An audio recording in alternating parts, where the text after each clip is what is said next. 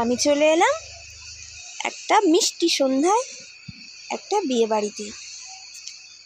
আমার একটা ভাইয়ের বিয়ে ছিল, তো ভাই তো ঘোড়ার গাড়ি করে রীতিমতো বিয়ে করতে এলো, আর তার সাথে সাথেই আমরা সব।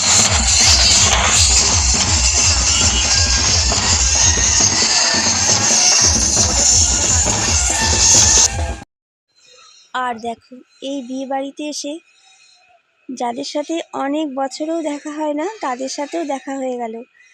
আর এটা তো একটা ভীষণ ভালো লাগার ব্যাপার, তাই না বলো? অনেক চেনা মানুষের মুখগুলো অনেক বছর দেখা হয় না, তাদেরকেই এই বিয়ে উপলক্ষে একটু দেখতে পারলাম। এর থেকে আর শান্তি তো কিছুই হতে পারে না।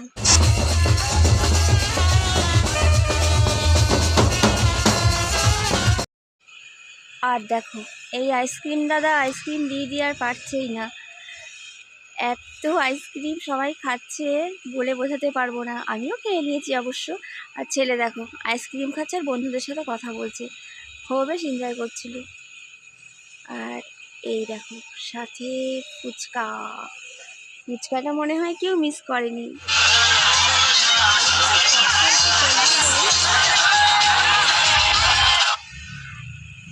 আর এদিকে বিয়েতে বসলো ওরা, এত ভিড়ের মাঝখানে ওদের বিয়ে।